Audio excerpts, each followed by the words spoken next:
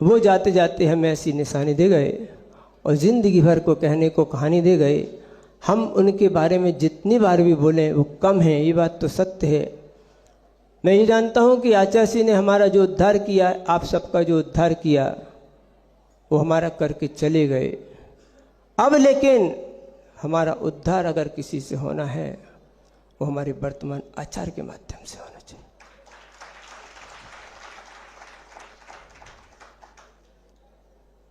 ये सारी समाज आचार्य जी के जाने के बाद भी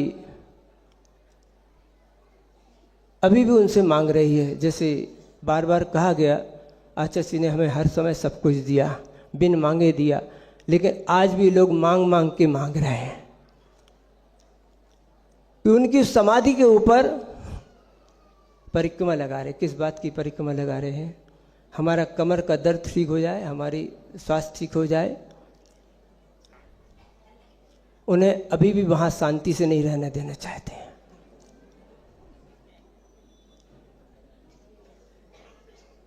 इस ख्याति पूजा लाभ के चक्कर में उधर चक्कर लगा रहे हैं।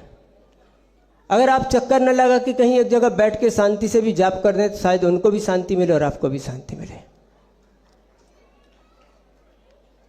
उस चक्कर लगाने में, उनको चक्कर लगवाने में हम सबका भी योगदान है।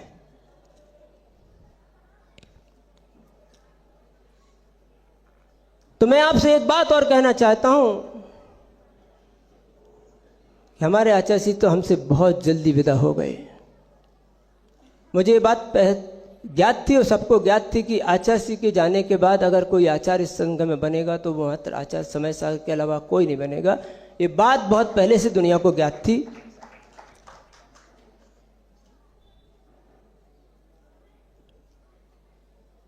लेकिन मैं ये कहना चाहता हूं कि आज हमें अपने इन वर्तमान आचार्य को दीर्घजीवी, स्वस्थ और पूर्णायु रूप पाना है। हम आपसे एक याचना करते हैं। आप अपने लिए तो आचार्य जी की समाधि पर माला फेरते हैं, चक्कर लगाते हैं। हमारे उस वर्तमान आचार्य की दीर्घजीवी, पूर्णायु और स्वस्थ होने की कामना के लिए जरूर एक एक माला जरूर फेरना चाहिए।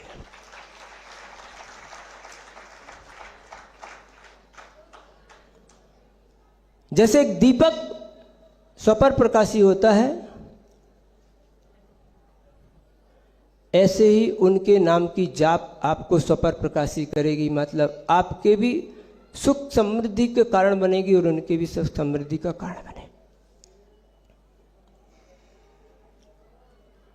एक कहानी आप सबने सुनी होगी, पढ़ी होगी, सुनाई होगी।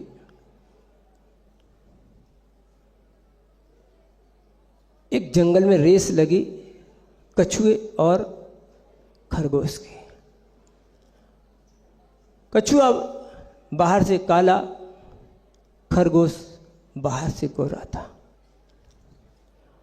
दोनों दौड़े लगाए और आप सबको पता है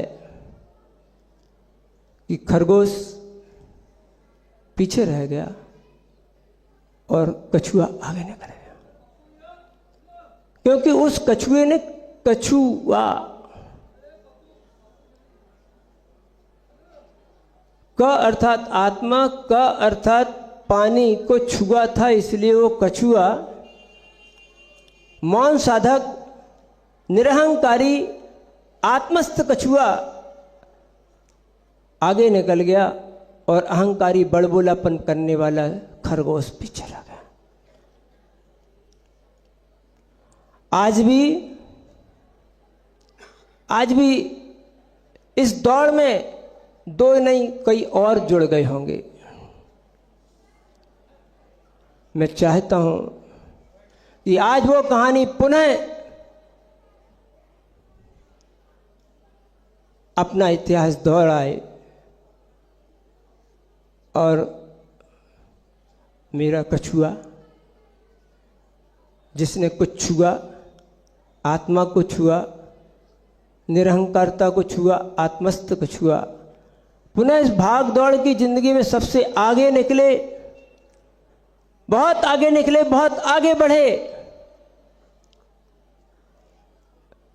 यदि यह कहानी नहीं दोहराई गई तो वो आचार्य सिंह की दूसरी क्लास की कहानी पुनः फेल हो जाएगी। हमने आचार्य सिंह से पूछा, आचार्य सिंह आपने दूसरी क्लास में कितनी कहानियां पढ़ डाली हैं? जो कहानी सुनाते सब दूसरी क्लास की सुनाते, तीसरी चौथी क्लास की आज तक नहीं सुनाई। दूसरी क्लास में मैंने ये कहानी पढ़ी, दूसरी क्लास में ये कहानी पढ़ी, आज तक जितनी कहानी सुनाई सब दूसरी क्लास की पढ़ी, तीसरी क्लास की आज तक कहानी सुनाई। जबकि आचार्य सिंह 10वीं पास थे, लेकिन कहानी दूसरी क्लास की सुनाई। बंधु, आप मेरी भावनाओं को समझ रहे होंगे। आचार्य सिंह के गुणगान करने से हमारा हित तो हो गया है, आगे हित हमारे इन आचार माध्यम के हाथ से होगा। इस आचार माध्यम के हाथों को ध्यान रखना। एक और बात कर रहा हूं, कछुआ की पीठ मजबूत होती थी, लेकिन इस कछुआ की पीठ कमजोर है। इस कछुआ की पीठ पर आपका हाथ, आपका सहयोग बहुत जरूरी है। आपके सहयोग के माध्यम से ही वो मजबूत होंगे, उचित निर्णय के लिए सक्षम होंगे, और जब उचित निर्णय के लिए सक्षम होंगे तभी हमारा सबका कल्याण होने वाला है। इसलिए हमारे समग्र शिष्यों के द्वारा, समस्त श्रावकों के माध्यम के द्वारा उनको मजबूती प्रदान करनी है। आचार्य सिंह गुणगान करने से आपका उद्धार अभी भी नहीं होने वाला, अब नहीं होगा। जो होना था हो गया। उनने हमें जो दिया वो हमारे लिए धरोहर है, लेकिन उस धरोहर को संभाल रखने के लिए हमारे इस में संकोचन रखने वाले मुनिसुव्रत के चुनाव चिन्ह